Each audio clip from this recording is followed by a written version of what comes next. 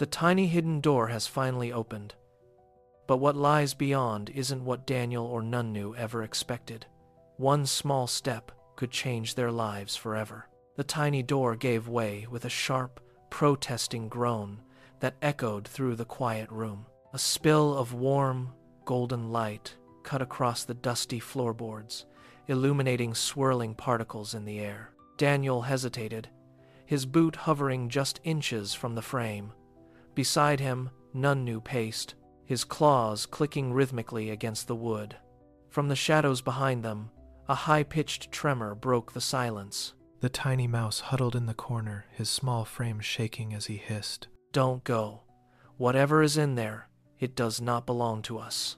Daniel looked back at the mouse, then down at his companion. Nunnu did not look back. He took a single, deliberate step forward, his paws pressing onto the ancient, cold stone floor beyond the threshold. The air inside smelled of ozone and damp earth. Daniel exhaled, his lungs tight, and followed. They crossed the line. The door behind them swung shut with a final, heavy thud. Before them, a narrow tunnel stretched into the deep, its ceiling lined with lanterns that pulsed with a soft, rhythmic glow. They walked forward, drawn by the light, leaving the warnings far behind. The tunnel floor smoothed into polished rock as the narrow passage opened into a vast, hidden cavern. Below them lay a village of miniature houses nestled beside streams that flowed with liquid crystal. Glowing flowers clung to the cavern walls, casting a soft, flickering radiance over everything. Daniel stepped carefully, his eyes scanning the tiny bridges and delicate architecture. Nunnu trotted ahead, his tail held high, his nose twitching at the scent of damp earth and blooming petals. The beauty of the place held them for a moment. Then, Daniel stopped. He knelt, his fingers hovering over a dark, wet impression in the soft soil of the path. It was a footprint, a massive, heavy mark that pressed deep into the ground, far wider than any paw Nunnu possessed. A second track appeared a few feet away, then a third, leading directly toward a bank of thick gray mist at the far end of the village. The silence of the cavern felt heavier now. The streams seemed to hush. Daniel stood, his grip tightening on his lantern, and watched the mist swirl. Something large had walked this path recently, something that had no business being in a place built for the small. The mist parted like a heavy curtain. A colossal figure stepped into the center of the village, his golden fur shimmering under the dying light of the lanterns. He stood taller than the houses, his eyes pulsing with a steady, soft luminescence. Daniel froze, his hand locking onto the collar of his companion. Nunnu stood motionless, his gaze fixed on the giant. The guardian did not lunge. He lowered his head, his expression softening as he spoke. "We have been waiting for you, Nunnu." His voice resonated through the stone floors, vibrating in Daniel's chest. The guardian explained that this hidden sanctuary had shielded human families for generations, and that Nunnu had been chosen for his nature. But as the words hung in the air, the atmosphere shifted. The crystalline flowers lining the path began to flicker, their vibrant glow bleeding into a dull gray haze.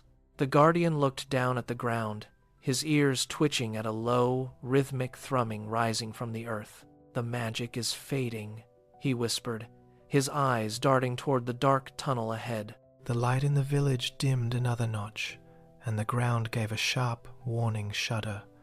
The sanctuary was losing its strength.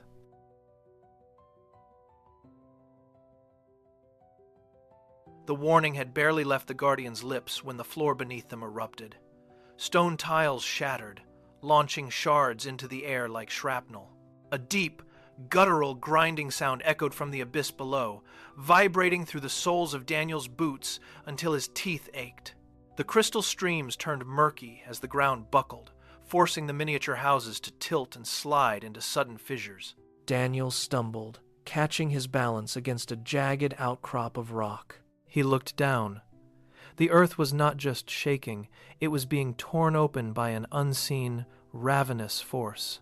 dust choked the air, turning the remaining light into a hazy, suffocating orange. Nunnu braced his legs, his claws digging deep into the stone to hold his ground against the tremors. The tiny mouse squeezed against his side, eyes wide, shivering as the tunnel walls began to crack from ceiling to floor.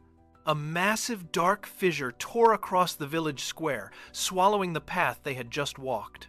Nunnu did not retreat. He stepped forward, his posture rigid, his gaze locked on the widening crack where the darkness surged upward. Something was rising from the core of the world, and the village was crumbling in its path. Nunnu let out a sharp, defiant bark that sliced through the roar of the collapsing stone. The guardian loomed over them, his golden fur now shadowed by the rising dust. He fixed his gaze on the small dog. "The magic is dying," he said, his voice straining against the sound of falling masonry. "Only you can restore the light."